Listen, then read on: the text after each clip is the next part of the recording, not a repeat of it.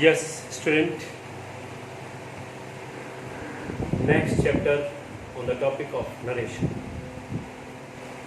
Rule number 5. Exclamatory sentences.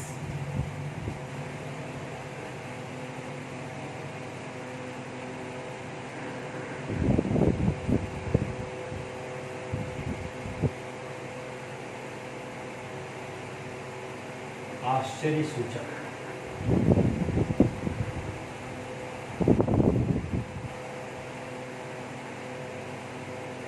आश्चर्य सूचक में क्या क्या चीजें आएंगी, ध्यान दीजिएगा। विशाल, हर्ष, क्रोध, घृणा,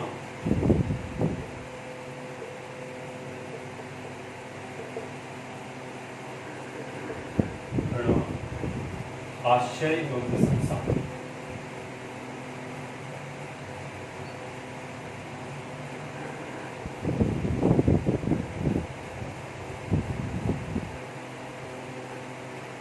ये भाव यदि व्यक्त होते हों, ऐसे सेंटेंसों को एक्सक्लेमेटरी सेंटेंस कहा जाता है। इंग्लिश में एक्सप्रेस स्ट्रॉन्ग फीलिंग और emotion.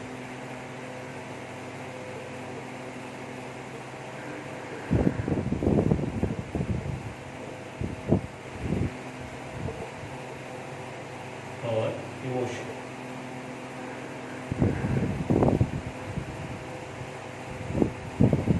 sorrow,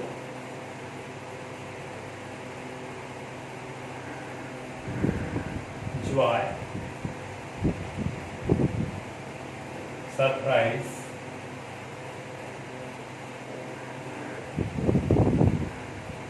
anger,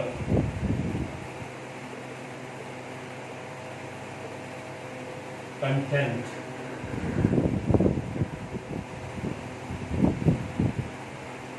applause, regret.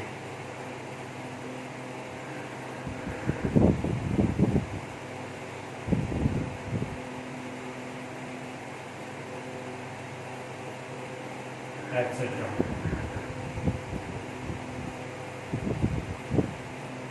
Rule number first, exclamatory sentence के अंत में एक्सक्लेमेशन मार्क्स आता है।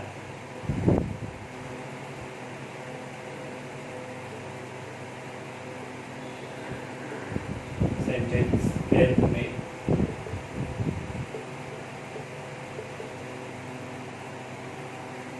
exclamation marks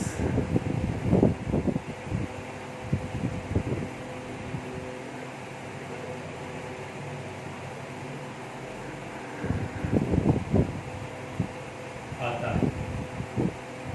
नंबर पहला, इसे इनडायरेक्ट स्पीच में हटाकर फुल स्टॉप में बदला जाता है।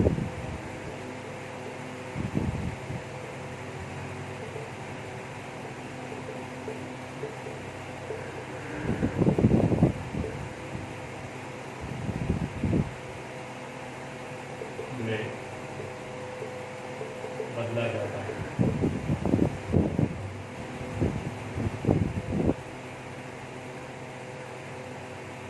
एक्सक्लेमेटरी सेंटेंस को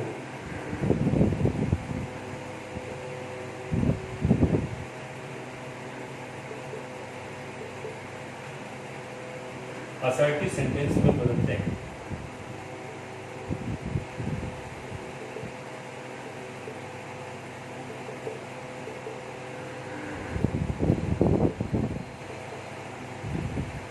नेक्स्ट,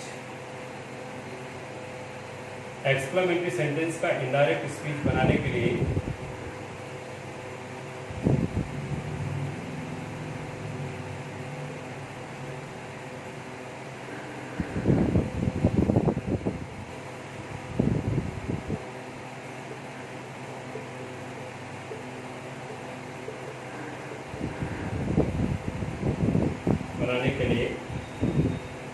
रिपोर्टिंग वर्ब को सेंटेंस में आए भाववाचक शब्द के अनुसार बदला जाता है। रिपोर्टिंग वर्ब को सेंटेंस में आए भाववाचक शब्द के रूप में बदला जाता है।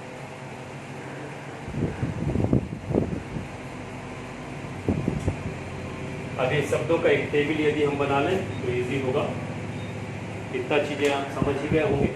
विषाद, हर्ष, क्रोध, घृणा, आश्चर्य, प्रशंसा का भाव, एक्सप्रेस स्ट्रॉन्ग फीलिंग और emotion, sorrow, joy, surprise, anger, contempt, applies, regret, etc. Words आते हैं। रूल है इसमें रिमेंबर पॉइंट्स, एक्सक्लेमेटरी सेंटेंस के अंत में एक्सक्लेमेशन मार्क्स लगा आता है।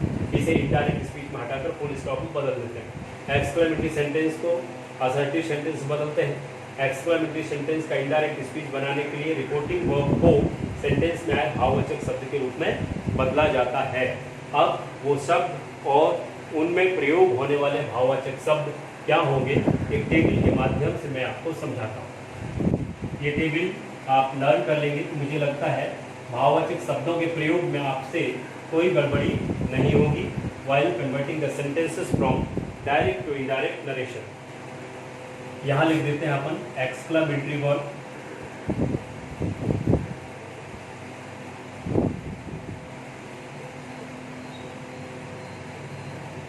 इधर हो जाएगा अर्थ और इधर हो जाएगा रिप्लेस।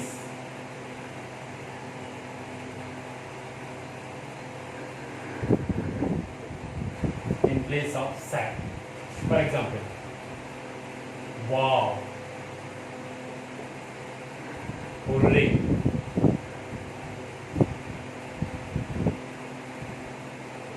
याहा। ये अर्थ देते हैं प्रसन्नता, हर्ष और खुशी का।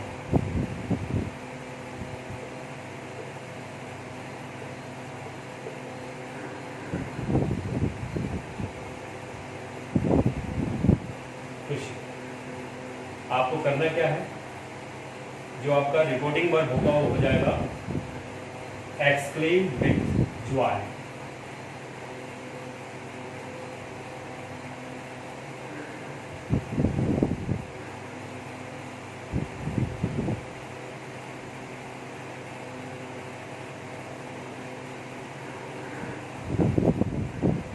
ये रिपोर्टिंग वर्ब में होगा जो अर्थ देगा प्रसन्नता, हर्ष और खुशी का, और जिसके लिए डायरेक्ट स्पीच में जो वर्ड होगा एक्सक्लेमेटरी वर्ड वाह होगा, हुर्रे होगा या हा होगा। सेम ऐसे ही what and good God.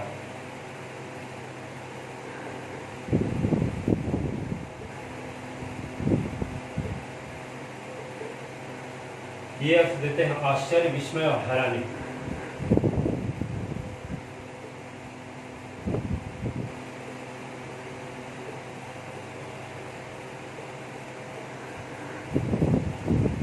Exclaimed with surprise।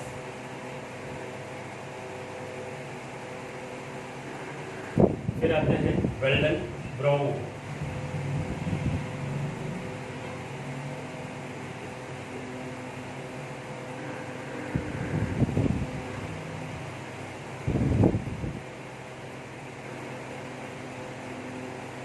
Bravo, प्रशंसा करना।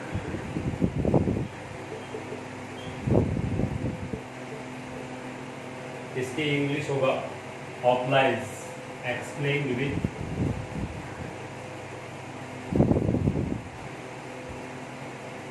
ऑप्लाइज। सॉरी, अफसोस या पश्चाताप।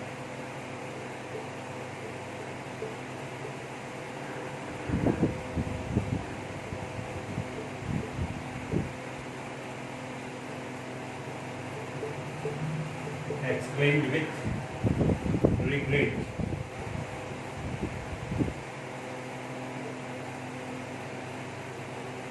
Oh, nonsense।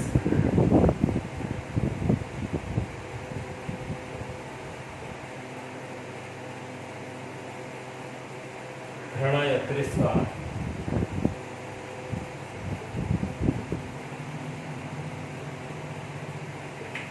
exclaimed with contempt.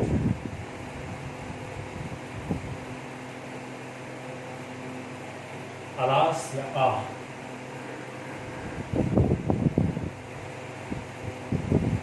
दुख या शोक प्रकट करने के लिए।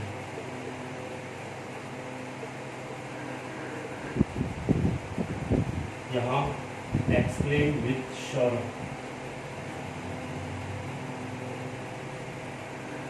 हाव, हैरानी प्रकट करना,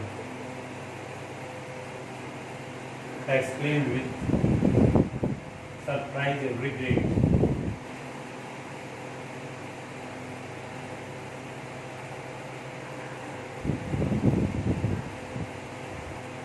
लास्ट ओ, हैरानी, exclaimed with surprise and regret। इस तरीके से यदि आपके डायरेक्ट स्पीच में ये वर्ड्स आते हैं जो ये अर्थ देते हैं, के लिए रिपोर्टिंग वर्ब जो आप प्रयोग करेंगे according to words, according to abstract words we use in place of reporting verb, these types of words, भाववाचक उपयुक्त शब्दों का प्रयोग आपके द्वारा किया जाएगा। ये टेबल को आपको याद रखना है ताकि भाव के अनुसार शब्दों का प्रयोग रिपोर्टिंग वर्ब के रूप में किया जा सके। अब हम आते हैं सेंटेंस में या इसके रिमेंबर पॉइंट्स।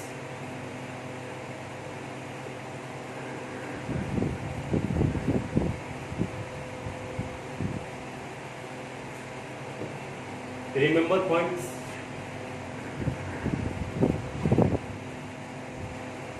नंबर फर्स्ट है इन्वर्टेड कामा के बदले दैट लगाते हैं। इन्वर्टेड कामा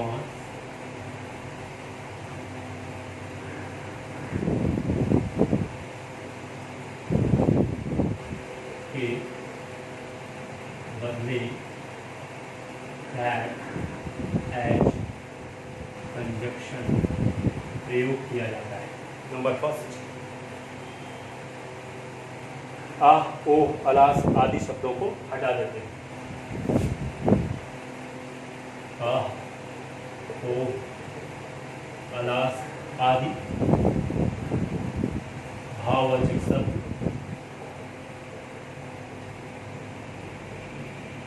हटा देते हैं। नंबर थर्ड, बाकी रूल सेम है। अब एक सेंटेंस लेते हैं। मीरा ने कहा, ओ मैंने अपना मोबाइल खो दिया।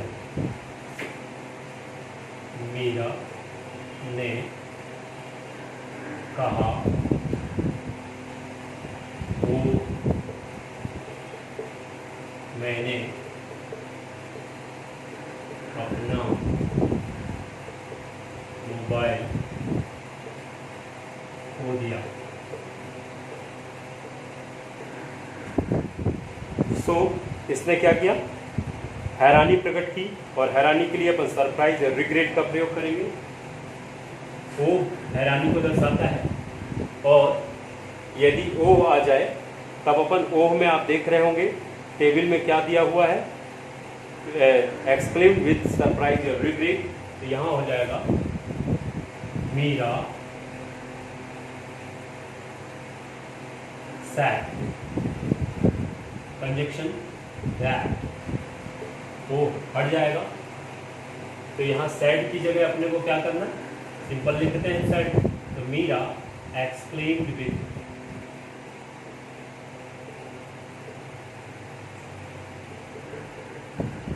रिग्रेट दैट या सरप्राइज दैट मैंने अपना मोबाइल खो दिया। क्या हो जाएगा, वो तो हट गया, एक्सक्लेमेशन हो रही है, तो यहाँ हो जाएगा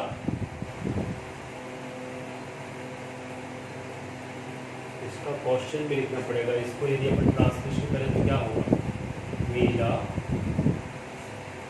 सैड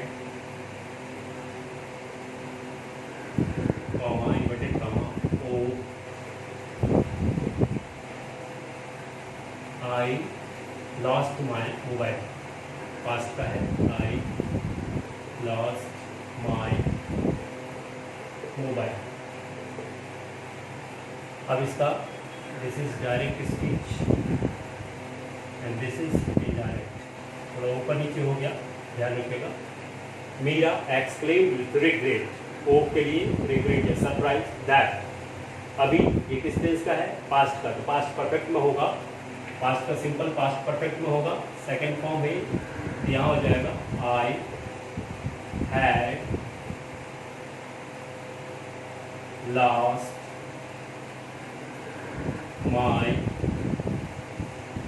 मोबाइल। बात समझ में आ गई। इस तरीके से कोई भी भाव आ जाए आपके द्वारा ट्रांसलेशन किया जाएगा। एक और एग्जाम्पल लेता हूँ। उसने कहा, हे भगवान, व्यक्ति में फिर से जान आ गई।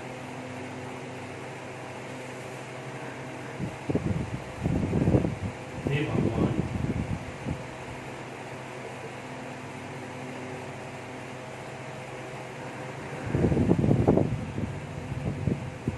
उसने कहा, हे भगवान, व्यक्ति में फिर से जान आ गई।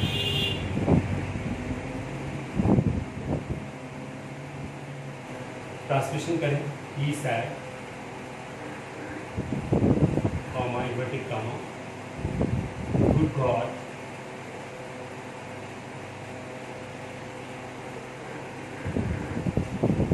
हे भगवान, good God, the fellow has come to life again. The